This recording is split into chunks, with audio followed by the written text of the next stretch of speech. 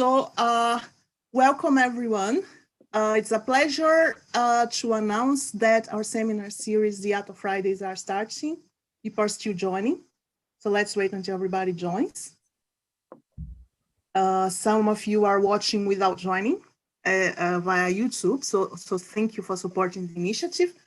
We have 47, 48, 52, 53. So yeah, it's gonna be a good attendance.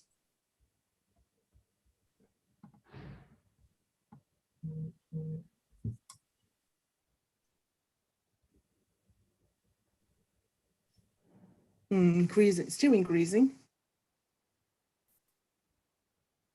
And that is the idea. I mean,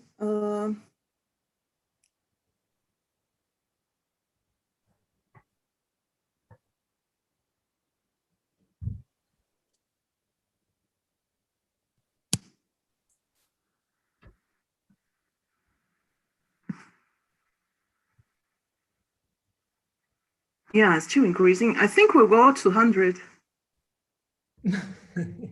Yes. Very good.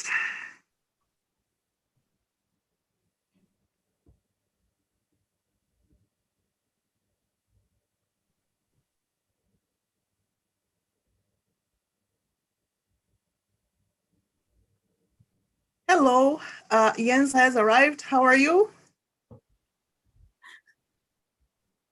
From Barcelona, but yeah, from everywhere. So we have people from everywhere.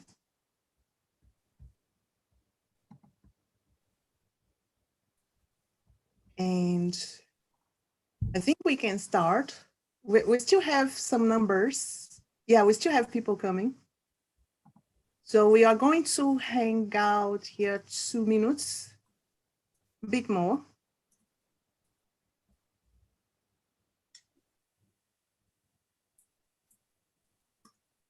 I hope you don't mind, I have a tea.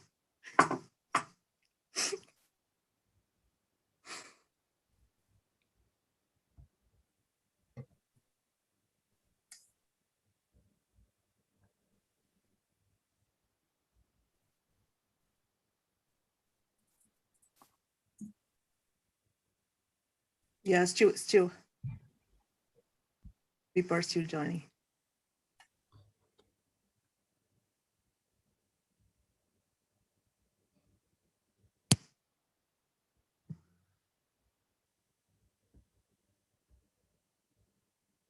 A lot, actually. So, welcome everyone. Better not to look at the numbers, but it's actually good because it has a good reception, and we think science should be for everybody and should reach everyone who is interested and who would like to learn.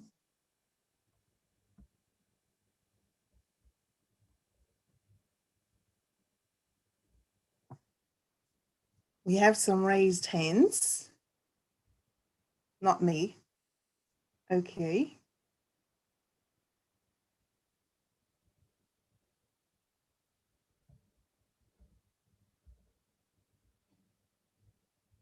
So let's start then.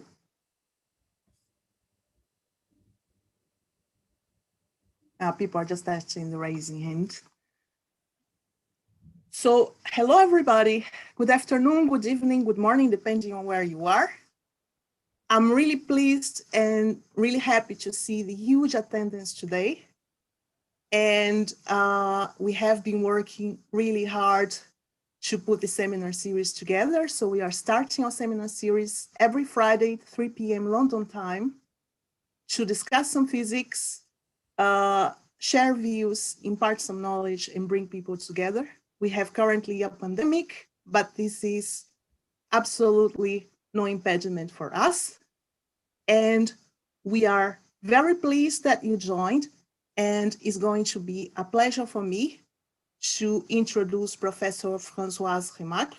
She is the director of FNRS at the University of Liege, and she leads a theoretical chemistry group, so it's going to be a very nice talk because she's going to bring a lot of information from a fresh and different perspective, namely from molecular physics and quantum chemistry.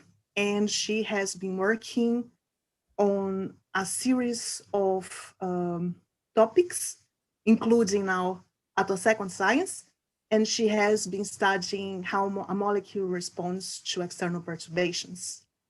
So she works on coherence, electronic coherences, on big systems, which is something that is becoming really interesting for us.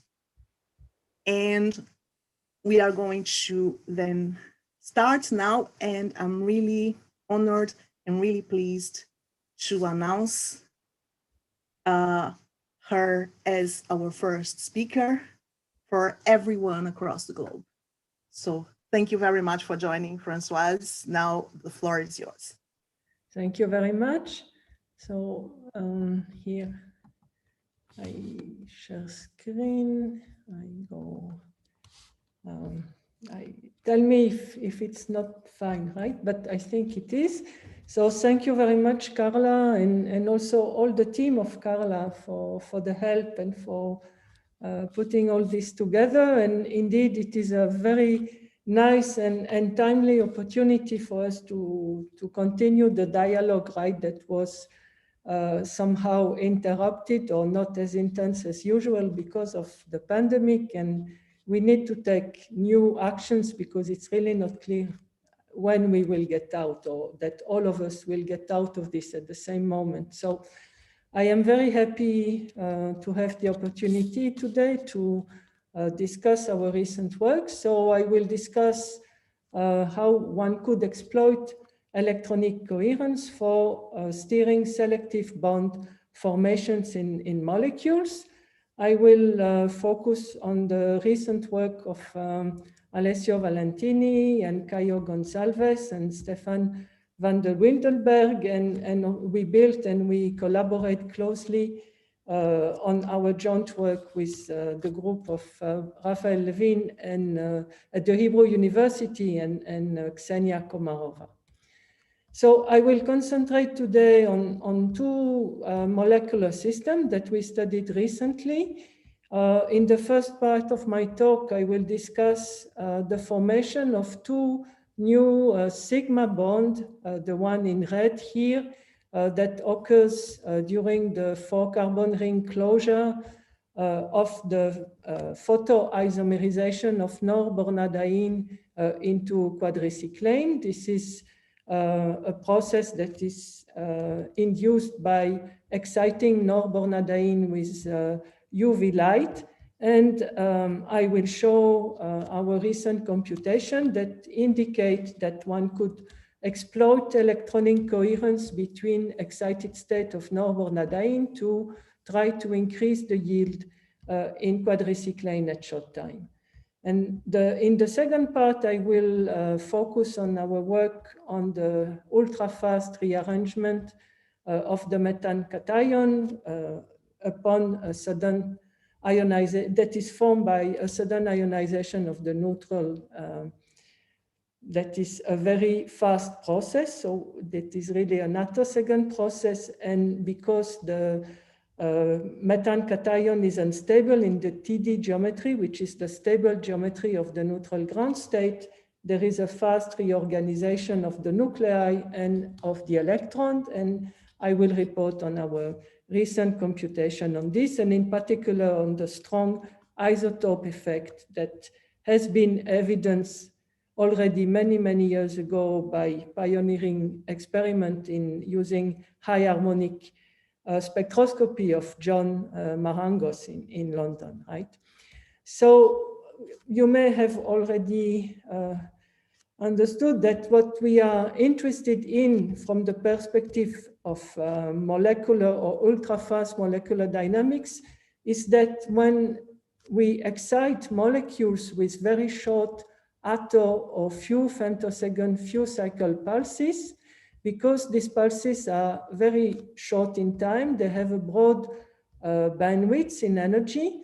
And in particular, in molecules, in polyatomic molecules, we have high density of electronic state above the first excited state, and therefore we can, using these short pulses, build a coherent superposition of several electronic states. So with the optical excitation, we create a non-equilibrium electronic density that can gather states, electronic states that have at the molecular level different kinds of properties. They can be valence state, that can be Rydberg state.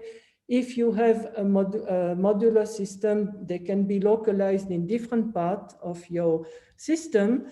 And it is possible to create the features of this superposition of state by using the parameters of the pulse that one is using for excitation. In particular, its carrier frequency, the polarization, the carrier envelope phase, and also the duration of the pulse. And so the long-term goal from a molecular point of view and a chemist point of view is, can we use this non-equilibrium density of electron that we can tailor using the parameters of short Atto or few femtosecond pulses to drive the motion of the nuclei to specific product? And this question or this aim is very much debated, because we know that the timescale for chemistry is the timescale of the motion of the nuclei. We all, as chemists, make the Born-Oppenheimer approximation when we try to study the reactivity of a system. So we separate the motion of the light electron from that of the much heavier nuclei, and we draw potential energy surfaces, as I have sketched here for the first excited state and the ground state of the Norbornadiene system. And typically, up to the development and the engineering of very short Atto and few femtosecond pulses, we would, when photoexciting a system, selectively excite a single electronic state and then create a non-stationary vibrational state on this excited electronic state that would then evolve in time and meet region where locally the Born-Oppenheimer approximation is not valid and the two electronic states are coupled, which would trigger population transfer back to the ground state. Hopefully here you see in this minimum, which is the minimum that corresponds to the quadricyclane, but also going here, you can go back to the reactant that is to the Norbornadiene. So the point is that here, the changes in the electronic state are driven by the nuclear motion. And this is what happens when one is photoexciting a system with rather long pulse, like what is done in femtochemistry. And so the issue is that if we now use much shorter pulses, we have a qualitatively different situation, because we will photoexcite several electronic states in the Franck-Condon region. FC stands for the Franck-Condon region. And here I show again the potential energy surface of Norbornadiene, but I show all the states above the S1 state, which is the green one here.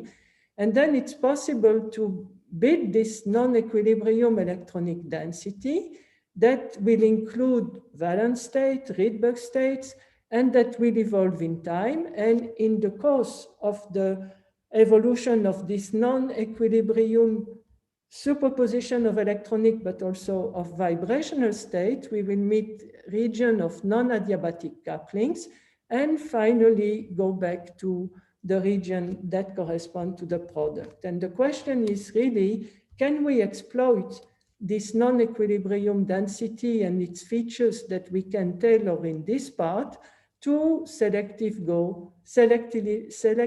go to specific product? So I will discuss two examples. The first one is the case of the quantum dynamics of the photoisomerization of Norbornadiene. So I sketch again here the reaction. We start from the Norbornadiene, where we have two ethylene bonds that are clamped together by this C3 bridge.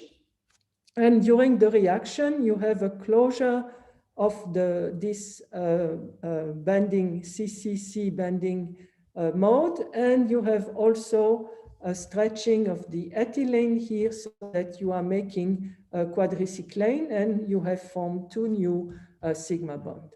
So we have here 15 atoms. So we have a large number of degrees of nuclear degrees of freedom, and so we cannot perform a fully quantum dynamical study in full dimensionality for the nuclei. So we chose to work in reduced coordinates. We identify there are two obvious coordinates that one need to include. This is the CC angle, the bending that is essential to close and to get the force centering, and this ethylene stretching, gamma. And we also have to include distortion of the nuclear geometry that will take us actually out of the C2V symmetry of Norbornadiene, because these are the important motions so that we can sample correctly the non-adiabatic coupling region between the two electronic states, this region that I showed schematically here, sorry. And so we have also to reduce the number of electronic states, which is our description actually of the electronic degrees of freedom. So in the study that we did, we included 8 electronic states. And for each point on the grid, in the 3-dimensional grid, so this gamma, theta, and phi coordinates, we computed at each point the potential, the transition dipole, and the non-adiabatic coupling. And we did so using quantum chemistry method, the software OpenMolCAS, of which Alessio Valentini is a developer.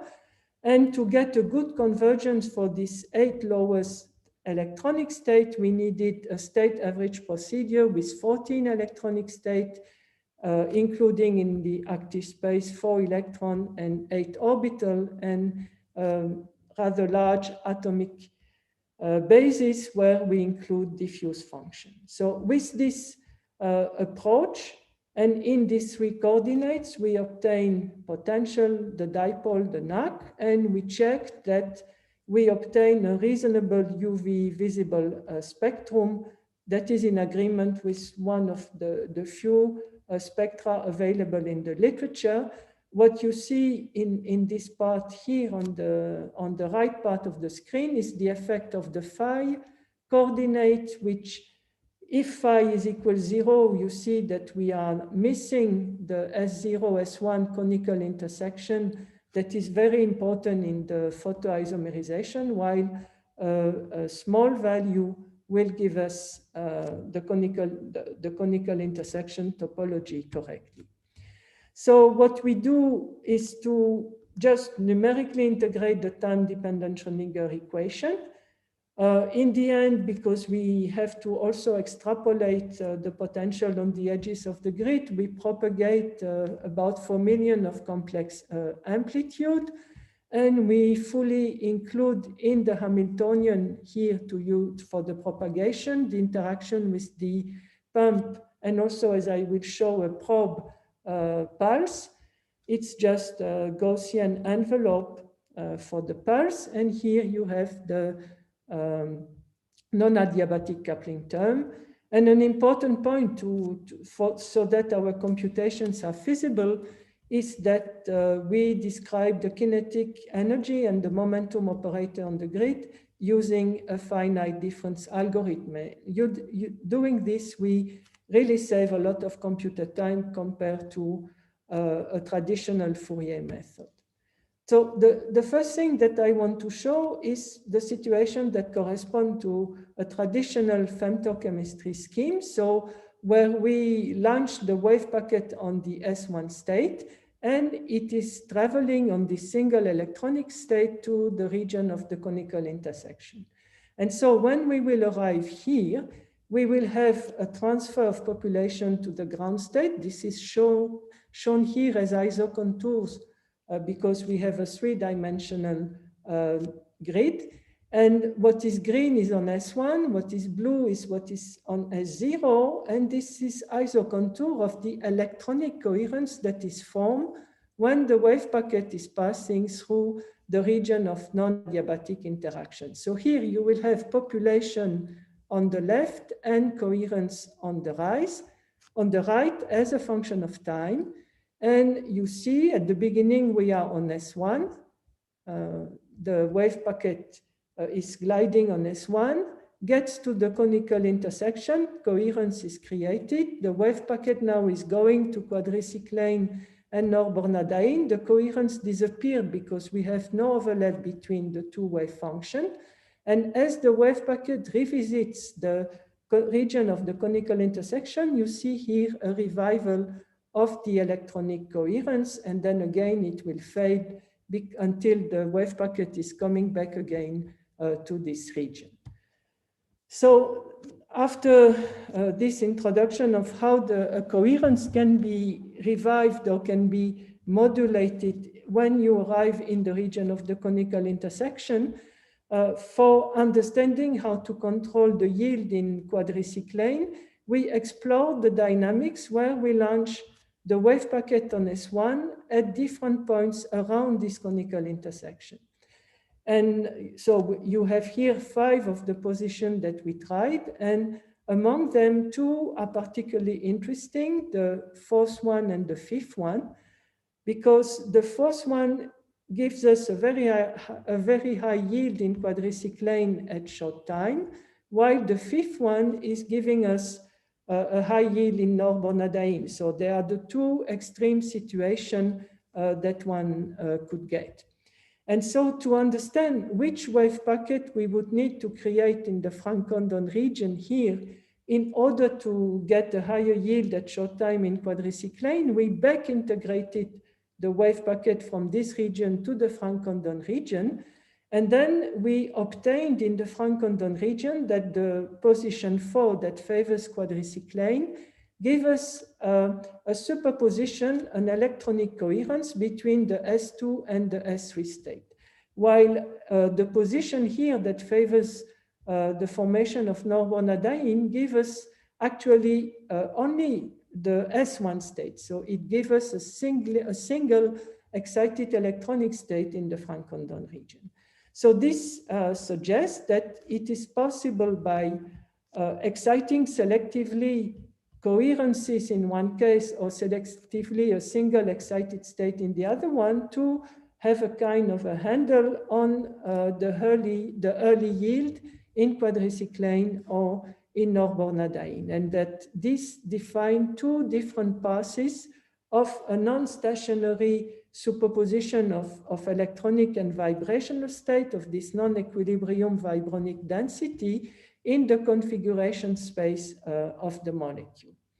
And so the other interesting point is that these 2 states, the S2 actually, because S3 is dark but strongly coupled to S2 by NAC already in the Francoise region, but S2 is of a symmetry A1 in C2V, while S1 is of symmetry B1, meaning that we have rather strong optical selection rules, and therefore, if we now photoexcite the neutral with a very short femtosecond UV pulse that is polarized along Z, of course, for oriented molecule, we will favor this path that produce this S2, S3 electronic coherence, while if we selectively excite the system with a short UV pulse of the same carrier frequency but polarized along the X direction, so this direction here, we will selectively excite the S1 state. And you see here the yield in quadricyclane in black for the UVZ pass at short time, it is higher, and then you have only Norbornadiene rising, while for the violet line, you have a higher yield in Norbornadiene from the beginning of the dynamics. So we can, by using the parameters of the pulse, that is here the polarization, And of course, by orienting the molecule, which is possible for Norbornadiene because we have permanent dipole moment, using two pulses that are rather similar with a carrier frequency of 6 eV, same strength, but slightly different reaction duration. But we can really either selectively excite S1. This is the UVX path, so we follow this electronic state in green, and then we arrive more on the Norbornadiene part, or we can create this electronic coherence between S2 and S3, which bring us to a different position around the conical intersection and favors quadricyclane. So this is now the results of the dynamics that we propagate using the UVX or the UVZ pulse. I show here populations, and then here I show isocontour of the coherences.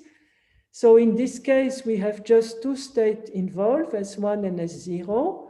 You see that we always keep some population in the Frank-Condon region, and then there is the part that is photoexcited, that is traveling in the configuration space on the grid. We start here to send population to S0. So we have an S0, S1 coherence in the region of the CI, also something that evolved here to quadricyclane. And as the S1 wave packet evolve and revisit the region of conical intersection, you have this coherence that is more and more developed. And we also see some revival of the coherence in the Frank-Condon region when the wave packet revisit this region. For the other kind of excitation, here it's the UVZ pulse. So we access essentially S2, which is strongly coupled to S3 in light blue here. So we create population on S2 and on S3, and we are still left with population in the Frank-Condon on S0. And as the dynamics unfolds here, we start with a S2, S3 coherence that is becoming an S2, S1, and then S1 transferred to S0 in this particular position that lead us to quadricyclane. So not only do we get different paths in the dynamics, but we also get from these two selective excitations, so these two different composition of the initial non-equilibrium density, we get very different dynamics, electronic dynamics in the old and in the new bond. So what is shown here is the electronic density as a function of time in two different volumes. The volumes here that encompass the old bond in red, and the volumes here that encompass the new bond that will be formed in blue. And this is a quantity that is sensitive to the electronic coherence. So this sum here we can separate into a population term and into a coherence term. The coherence term is shown here, the population term is shown here. So I start by looking at the population term here. So you see that for the UVX excitation, we have motion of the electronic density in and out the old bonds, because you see here that the two population invert, but this motion is rather smooth in time. We don't see fast oscillating period. And essentially what is happening here is that the motion in and out these bonds is following the change in the determinantal composition of the S1 state as you evolve on the grid. And for example, if you subtract the full electronic density at time 34.6 femtosecond from the initial one, you see that in green here we have an excess of electronic density in the region where one would form the new sigma bond for quadricyclane, which is in agreement with the fact that we had a decrease of the density in the old bond and an increase of the density in the new bond. The coherence term here is very small in amplitude. It oscillates very fast because we have a S0, S1 coherence. While here you see that for the UV-Z pulse, we have a very different dynamics. We see fast exchange of electronic population between the old and the new bonds. And this is due to this S2, S3 electronic coherence. So this fast oscillation of about essentially 20 femtosecond or so correspond to the difference in energy between S2 and S3. And what we have here, if now we look at differences between electronic density over one period, so I take this time here when I have a maximum of density in the new bond, I subtract the density at this time here where I have the opposite situation. Now I am looking here at the molecule from below. And so the new bonds will be the bonds here between these two carbon and these two carbon. And you see that indeed we have an accumulation of electronic density along these new bonds, while at the next half period, the density is back to the ethylene part, and now we have a default of electronic density here between these two bonds. So we were also trying to understand, would it be possible to probe this electronic coherence that reflect also the motion of the electron in and out the old bond and to the new bonds. And so we looked at the full time-dependent polarization of the system, which is also sensitive to electronic coherence for the two dynamics, the UVX dynamics here and the UVZ dynamics here. And so what you see is that we looked along the three components of the transition of the dipole moment.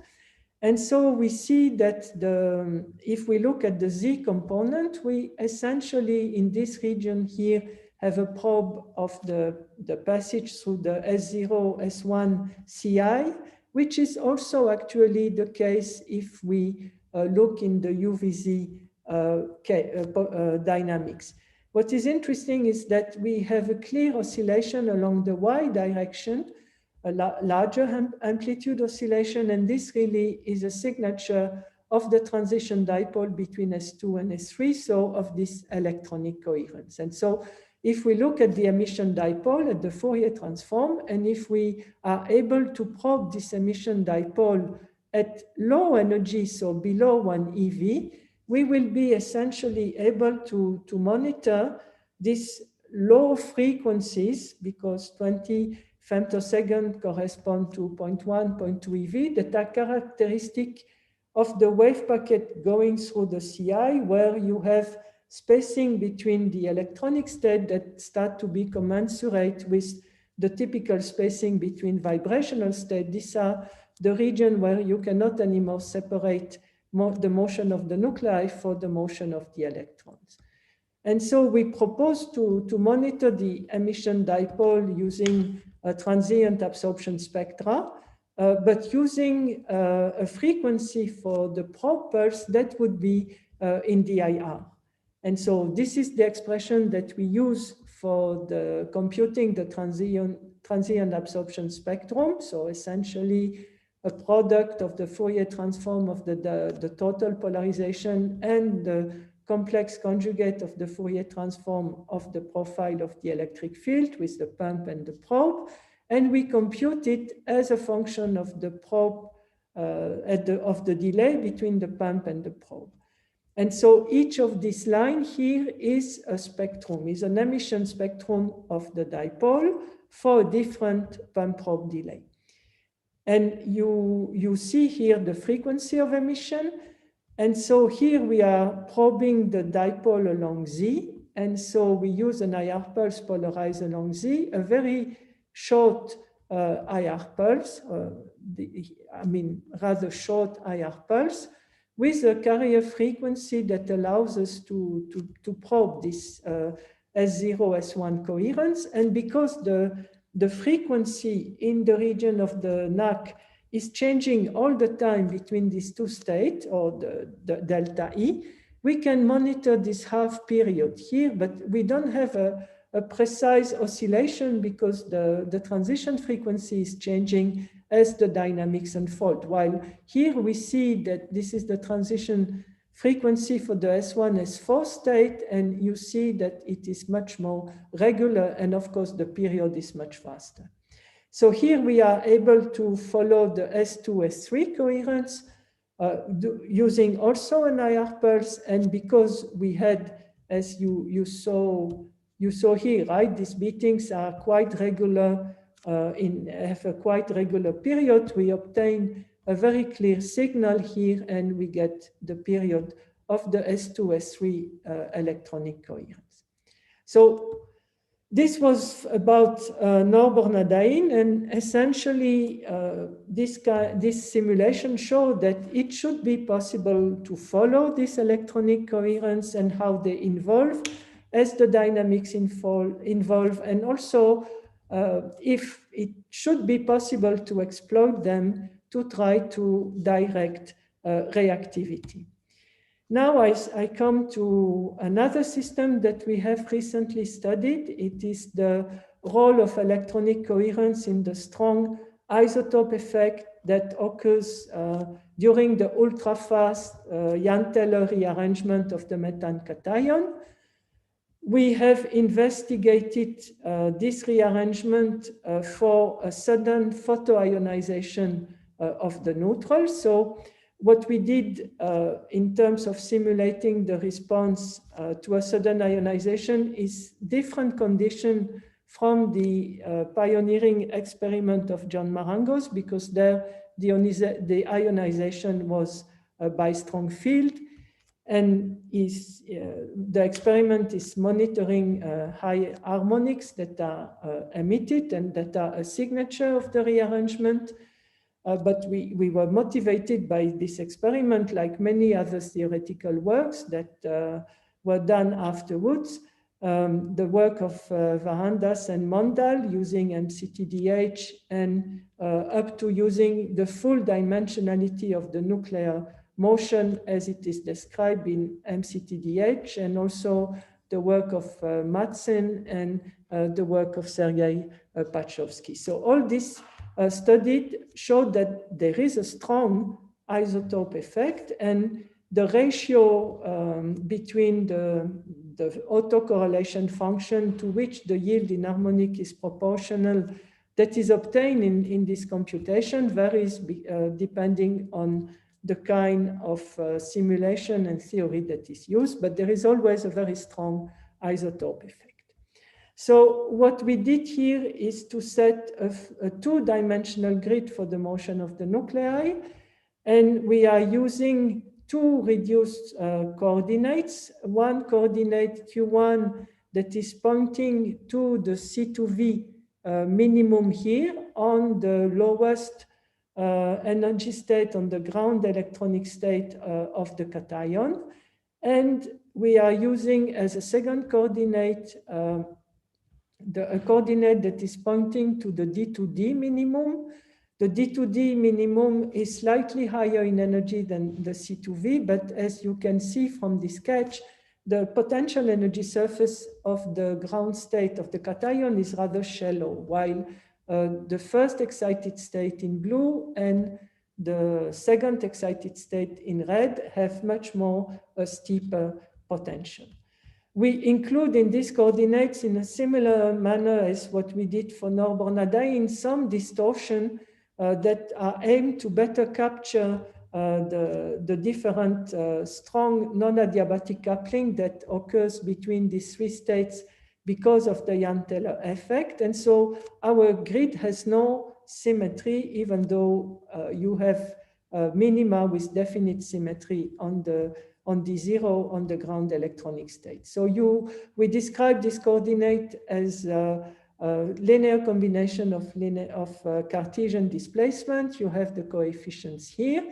We checked that our coordinates were compatible with when projected on the normal mode of the TD, C2V, and D2D geometry. We checked that they were compatible with the modes that were identified as being important to drive the structural rearrangement to D2D and to C2V. So you see Q1 has high weights, high coefficient on T2, on E, and also a little here on A1, while Q2 is essentially localized on an E mode, and in C2V we are localized in A2, in A1 modes, essentially.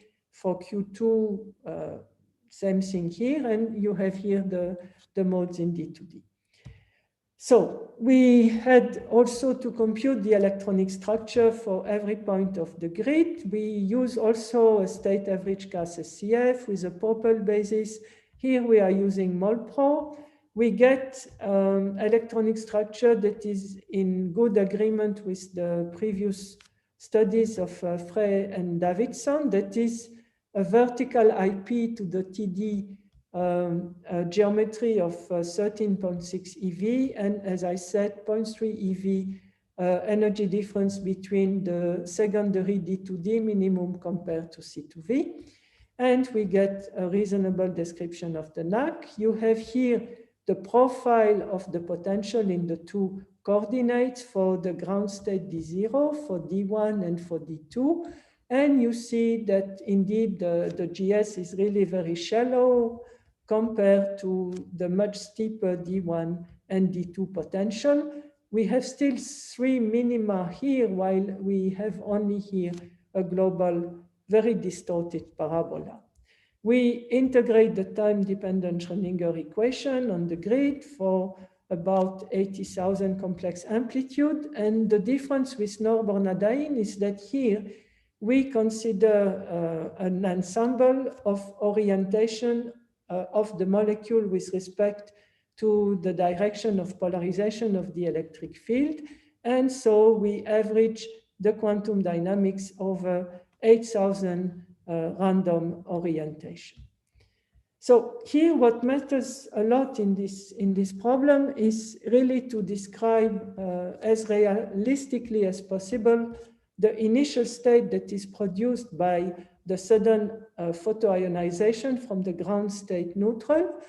And so we assume that we have a very short XUV attopulse that will have a definite carrier frequency and also a polarization direction with respect to the molecular frame of the system.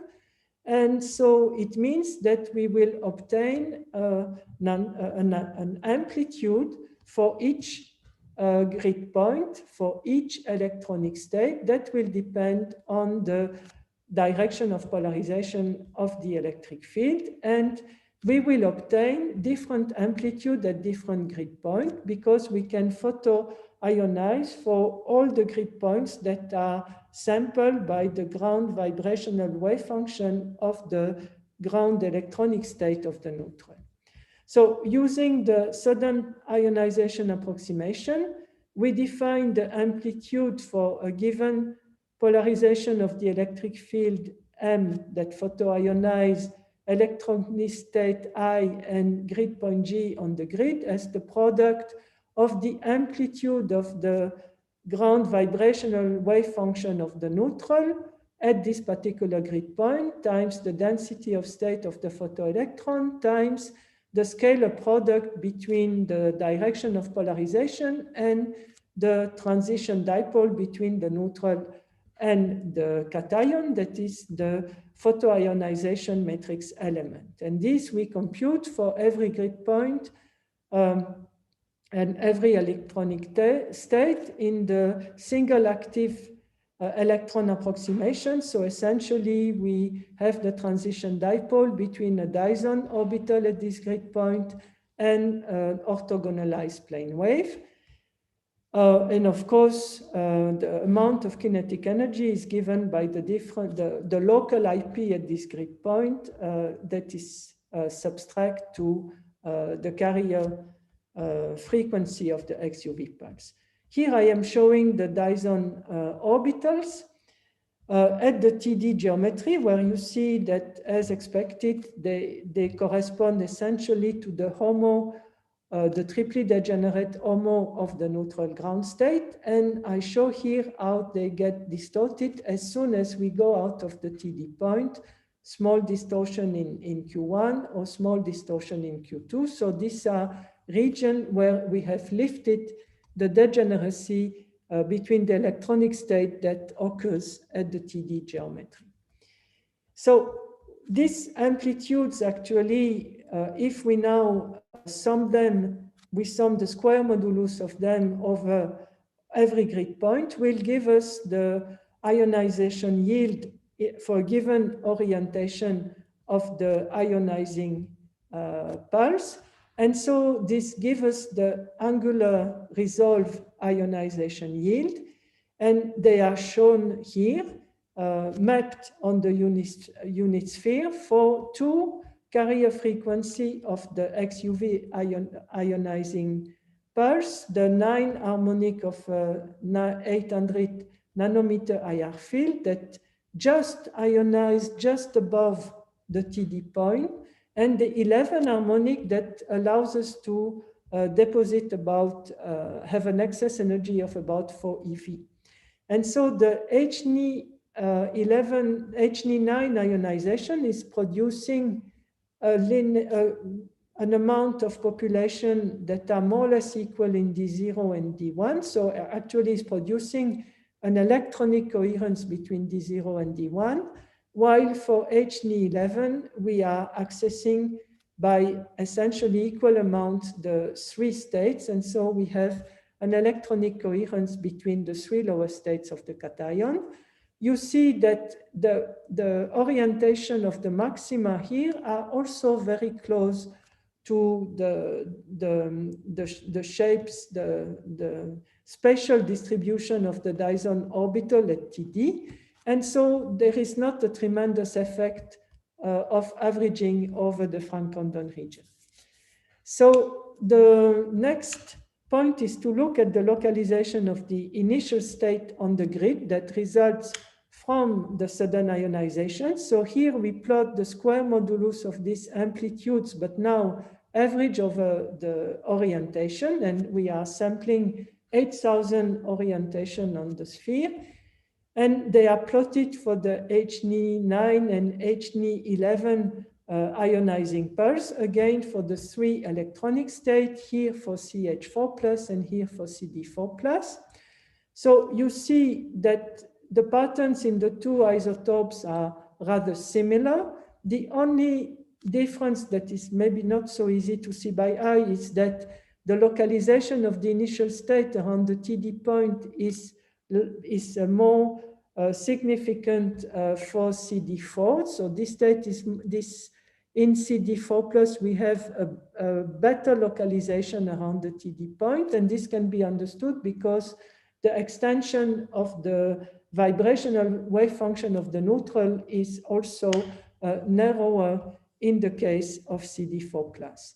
Also, what we see is that for the GS and D2,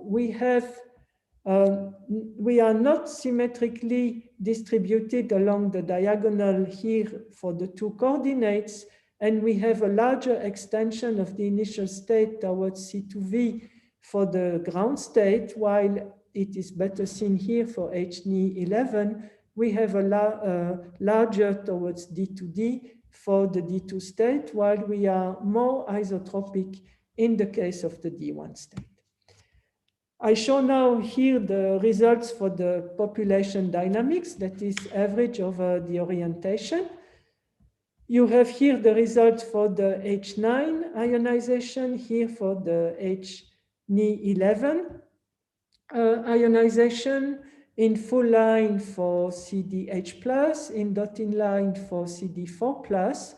And what is striking here is that we have a much more extensive and larger amplitude of population transfer in the case where we ionize with the Hn11 pulse, which is the case where we produce this superposition of the three lowest electronic state of the cation in about equal amount. And so we have a maxima and minima in the population for D2 and D1 in particular that correspond to passing through NAC region and having an effective transfer of amplitude between the two electronic states. And you also see that the oscillations are slower in the case of the deuteriated species. While here, when we access only the ground state and the first excited state and little of D2, we have a much more monotonic behavior with a much more monotonic exchange of population and less difference between the two isotopes. If now I look at the dynamics of the structural rearrangement on the ground state of the cation, so on D0, for again CH4 and CD4 at the bottom, CH4 at the top, you see that we have a rise in D2D, that in the D2D minimum, a rise of population that is fast, that is occurring before the rise in C2V. And this is true for CH4 and for CD4, and it's about the same time of the rise for the HNE11 or for the HNE9 pulse. So the time of the rise is the same for 3-4 femtosecond, and here more like 7, while C2V is 7 here, and for the deuteriated species more like 16. But you also see that the details of the dynamics differ for the two kinds of ionization. So here I am plotting the coherence that are between the two electronic states. So it is a sum over all grid points for a pair of electronic states, average over the 8,000 random orientation, again for the 4 computation. And also, as we expect, we see a large amplitude oscillation of the electronic coherence for the superposition of the 3 electronic states that is produced by the HNE11 pulse. We see faster oscillation in CH4 than in CD4, while in the case of the HNE9 ionization, you see here that we have much smaller amplitude of the oscillation, and also they tend to equalize quicker, which means that the waveform, the coherences are dephasing faster on the grid. Next, we went back to this question of the strong isotope effect. And so we computed the autocorrelation function of the initial state, that is the overlap between the initial state and the state at time t. And so what I am showing here is the decay of the autocorrelation function at short time, in orange for the HNE11 ionization, in violet for the HNE9 ionization, and here you have in dots the deuteriate species and the CH4 in full lines.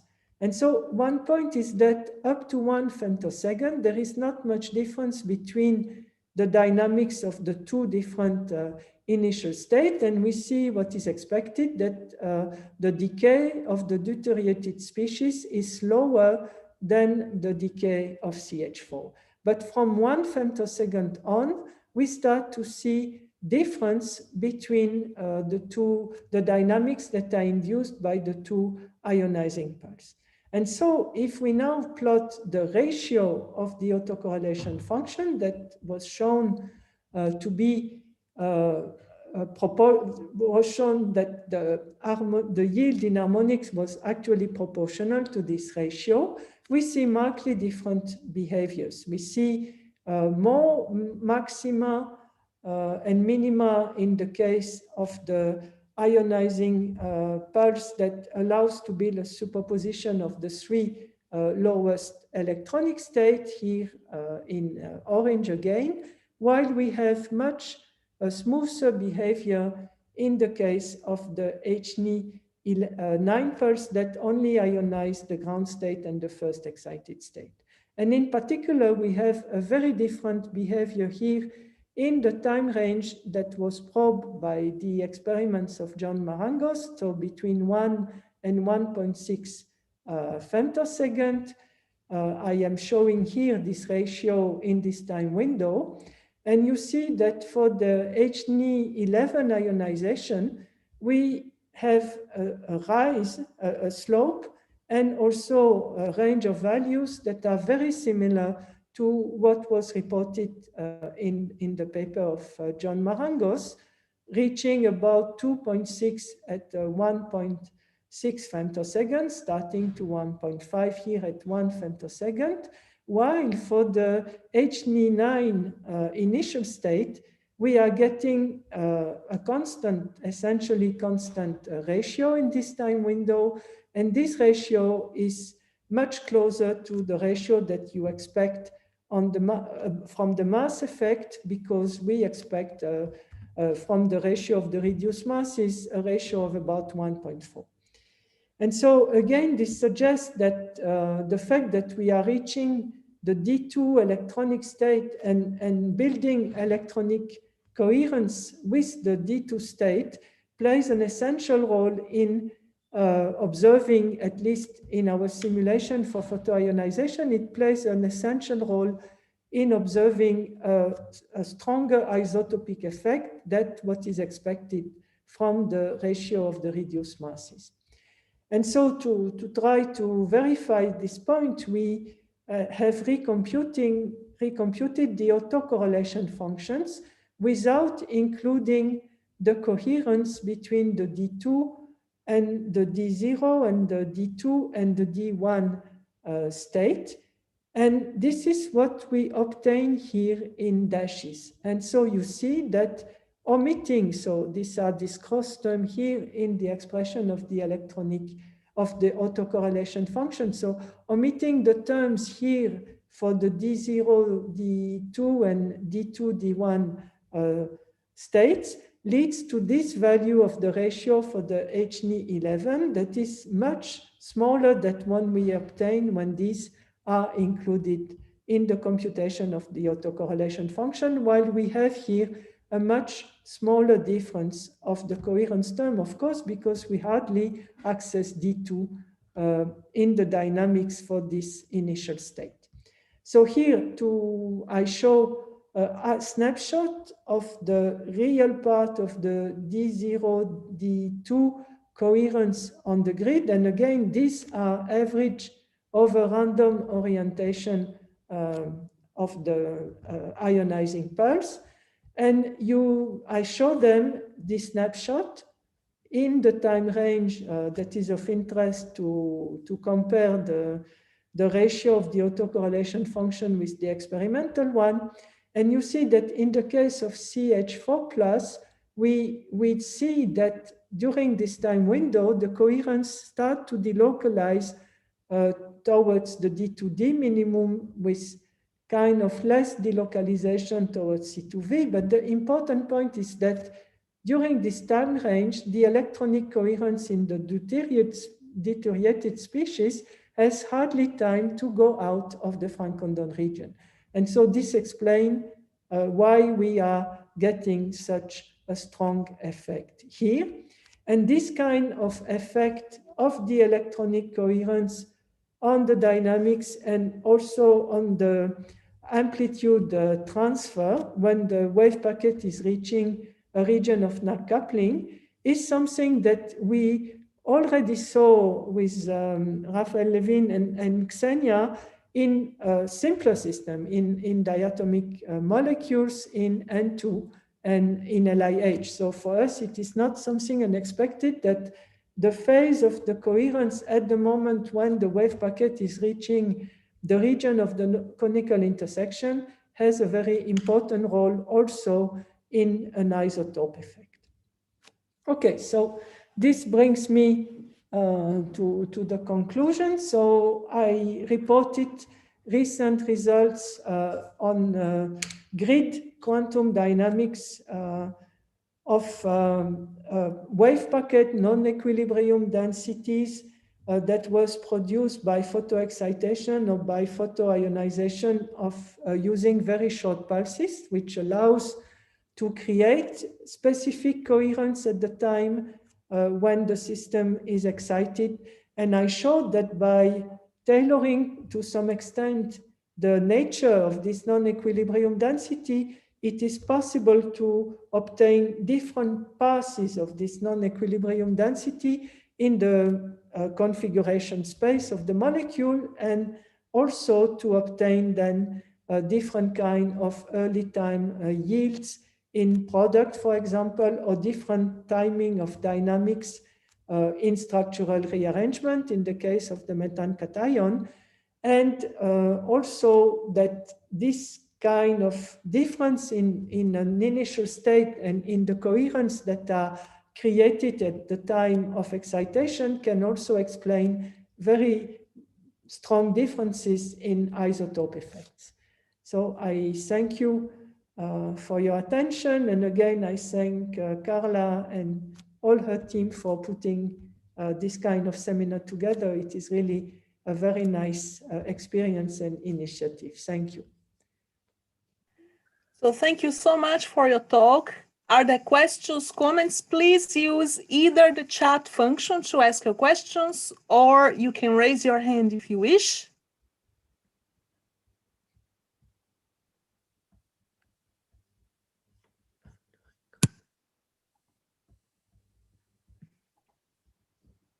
No raised hands. How is the chat going? I don't see.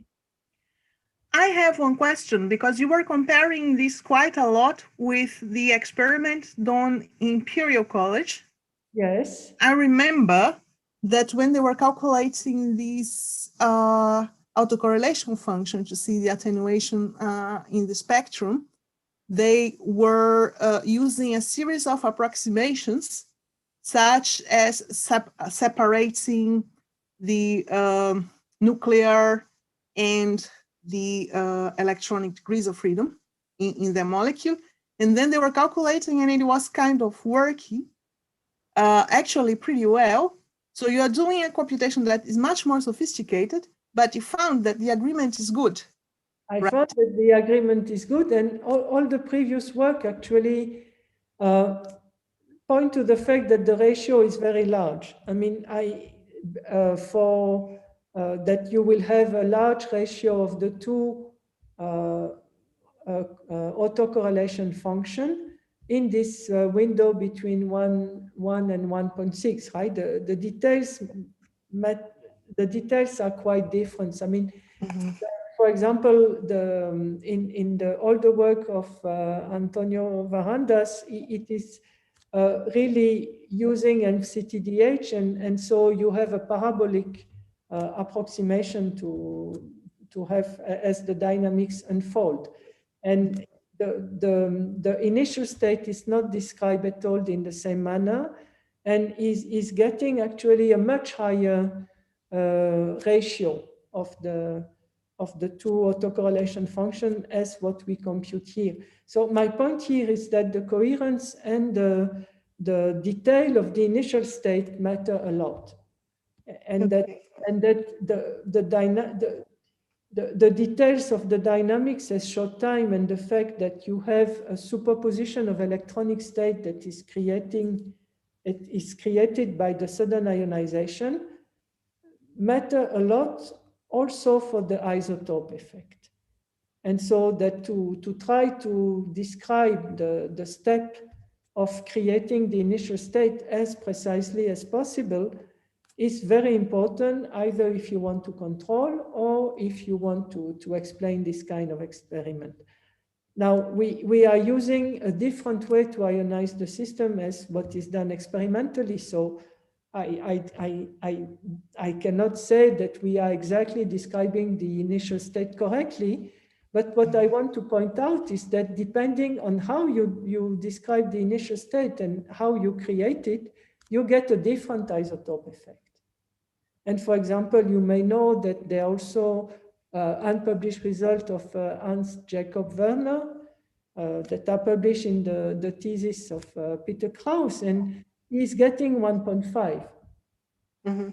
Okay, and here by having two different initial states, we can get 3 or 1.5. And this is really what the message I want to give. So the message is then that you need to be really careful if you want to control how your dynamics are going. Yes, The initial state is. And also that there is a way to control, because here, what do? We are changing the relative importance of different electronic coherence. This is all what the difference between using H9, H9 or H11. Okay, we have a question from the Q&A. Is an anonymous attendee, and they would like to know, why did you use such a large basis set? What physical effects did smaller sets fail to capture? I am not sure to which part he refers to, but in Norbornadiene, it is essential to have a large basis of electronic state, because the electronic structure is really very different in quadricyclane and in Norbornadiene. And you have high Rydberg state of the Norbornadiene form that are going down and become the valence state in quadricyclane. And so as the dynamics unfold, you need to be able to describe correctly this change of the nature of the adiabatic state that we use to propagate the dynamics, the change in the nature of the determinant as the geometry change, because your wave packet evolves in time. And so this is why we have to use such a large basis set of electronic state. Now, in the methane cation, we use a much more restricted basis, and it is only valid for this first 20 or so femtoseconds.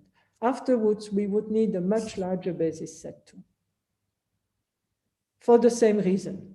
For the same reason. Okay. That the determinantal composition of the state is changing as you are moving and changing the geometry of the molecule. And this is a very important aspect for molecular system, is this change in the nature of the state as the geometry is changing.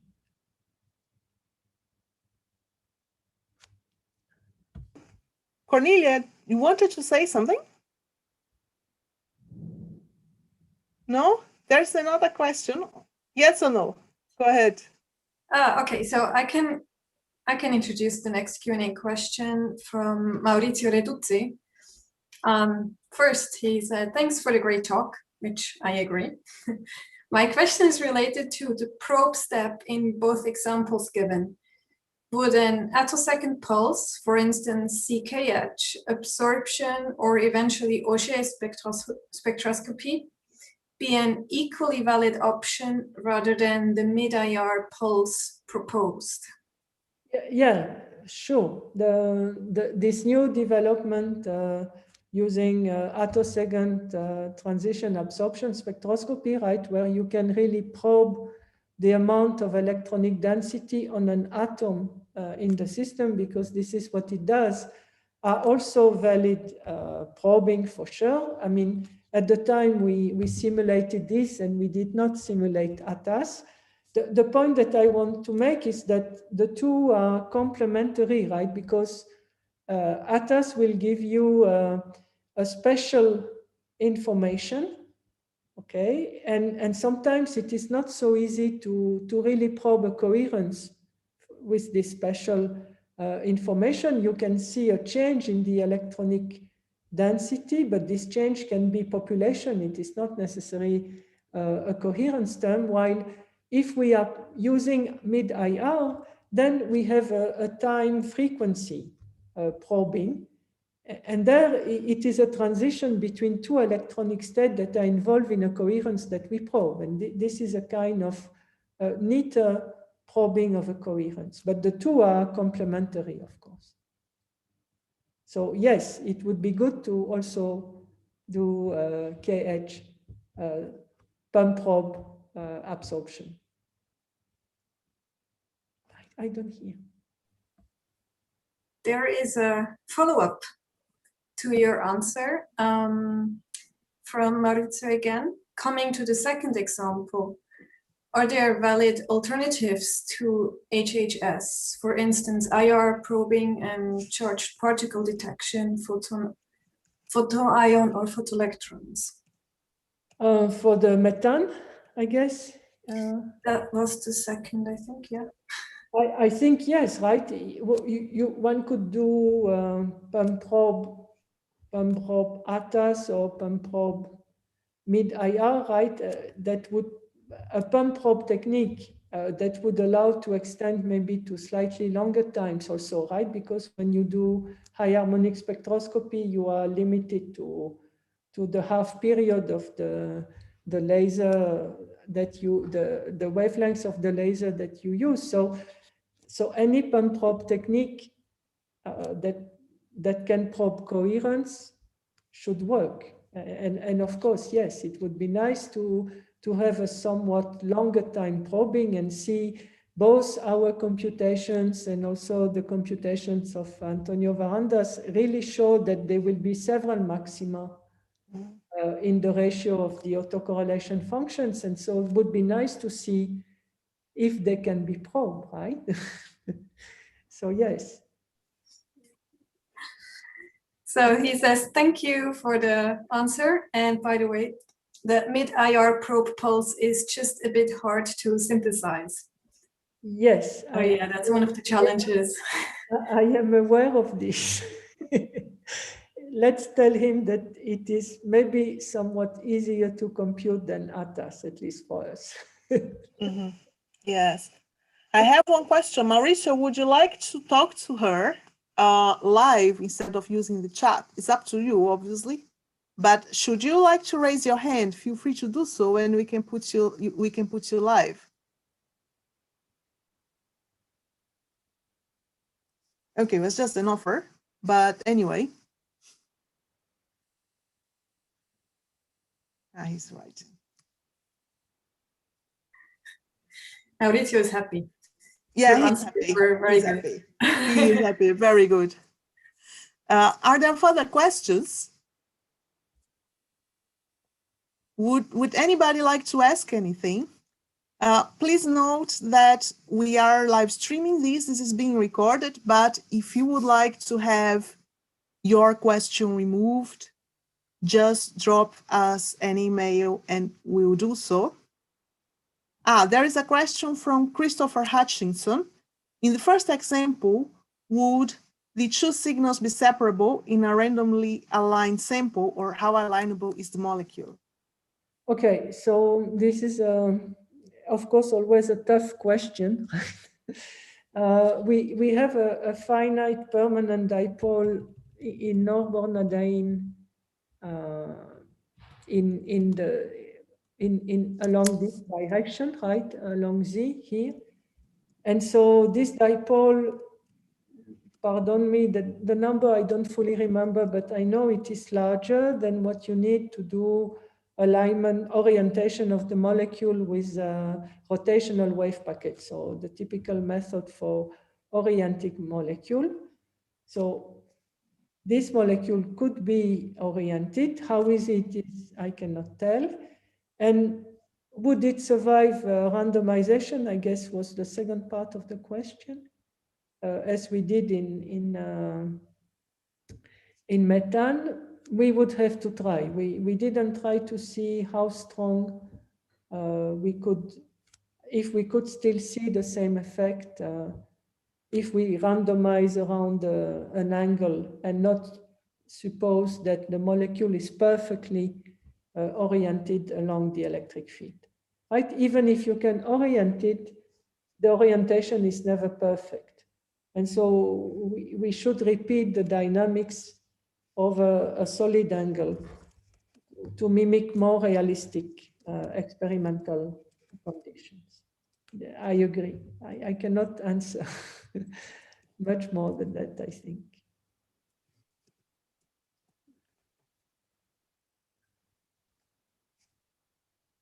I don't hear. You are not sure. Are there further questions? Anything anybody would like to add? We are going to stop the live streaming soon. And thank you for joining. We're still going to be around if you want to have a post live streaming chat with our speaker on this very same link. So we're going to stop our live stream. And I would like to thank Professor Remacle once more for the wonderful talk. So bye-bye, YouTube people. Thank you for joining.